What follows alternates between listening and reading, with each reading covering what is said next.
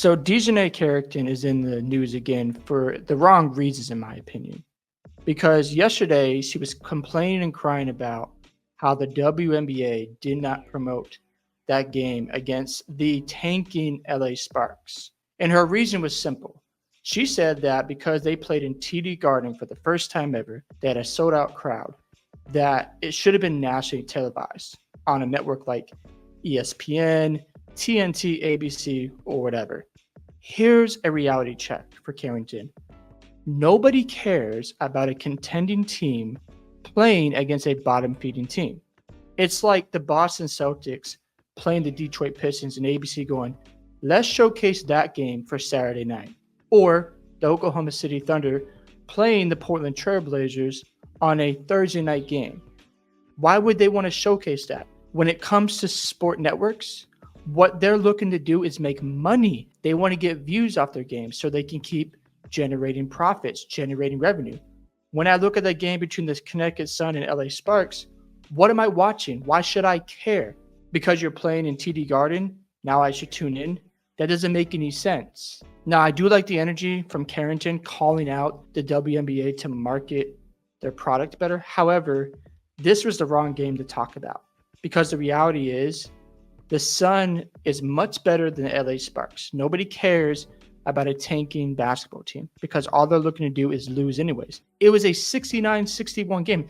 That was like a game of Ben Wallace versus Ron Artest between the Pacers and the Pistons where the games were in the low 70s. It was ugly basketball. It's absolutely disgusting. Why would I want to watch something like that? Now, Carrington did play well in that game. However, you have to understand how marketing works.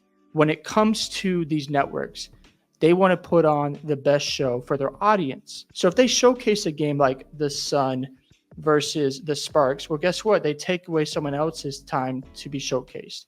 Right now, you have baseball going. You have Little League baseball going on.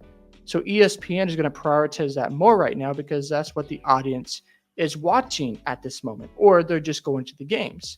So when looking at the WNBA, they haven't made a profit yet. They're projected to lose $50 million this year. So until they prove that they can make a profit and not live off the NBA, then you have an argument to make. However, don't talk about a bottom feeding team. If this was a team like the Aces or the New York Liberty or the Indiana Fever, then you have an argument. But again, if the Indiana Fever was playing the Connecticut Sun, ESPN is going to showcase that game. Why? Because Caitlin Clark draws an audience. So they're going to make money off of that. You have to understand how this game works. Now, I want to read to you what Carrington had to say. I'm going to keep it real all the time. And I felt like Connecticut, as a franchise, is historically disrespected. Carrington, nobody cares about your team. No offense. Sometimes if you want something, you got to go out there and do it yourself. So that's what I did for us. Good. Awesome. I think that there could have been a lot more publicity or promo from the top. Connecticut had announced that we were having this game probably almost a year ago, maybe. I don't know, sometime after last season. So there was ample time to do what needed to be done. And then she said this game should have been on the national television broadcast.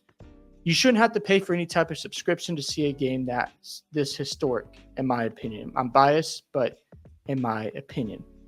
Here's the reality, Carrington. You're playing the LA Sparks.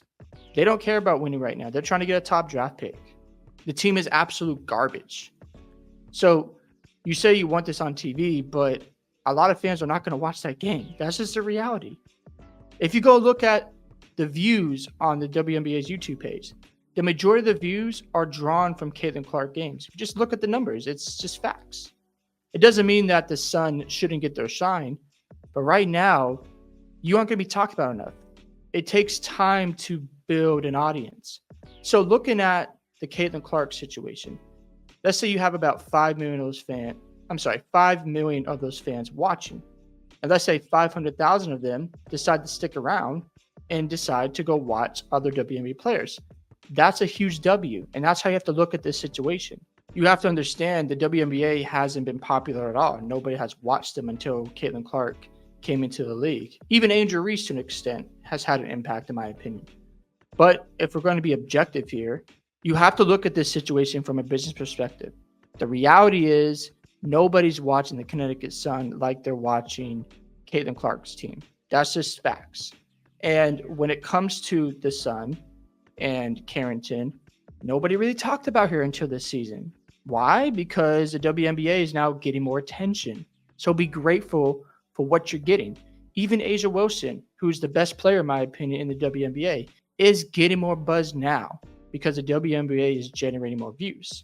But you have to accept the fact that when you go to a network like ESPN and they look at your views, they look at your jersey sales, they look at your revenue, they look at the fans that are tuning in, they have to decide, okay, is this going to make us money? Because if it's not going to make us any profit, we're wasting our time here.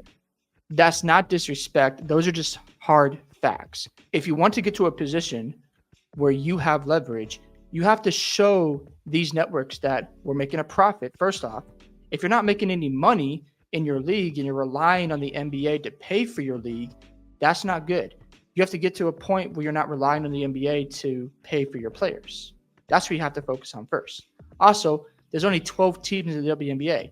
I know they're expanding for 2025 and 2026, but add some more teams as well.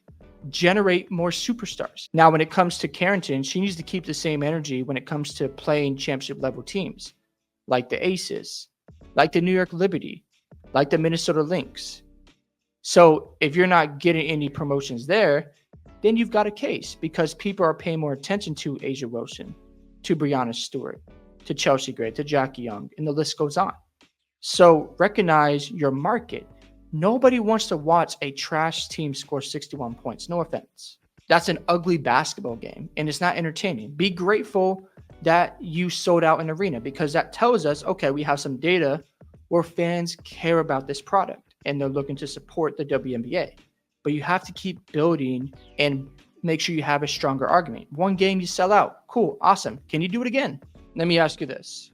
Does the NBA showcase top contending teams versus bottom feeding teams on national televised games on a regular basis? No, they do not. And the reason why they don't, because that's not going to make them enough money.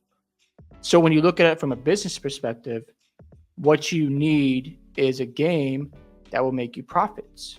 A game like the Sparks versus the Sun is not going to do that. A game like the Storm versus the Fever did that for the WNBA. That's not a shot at Carrington. That's not a disrespectful jab at the Sun.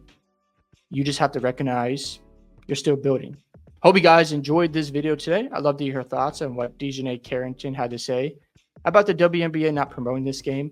Don't forget to like and subscribe to the channel, and I'll see you in the next one.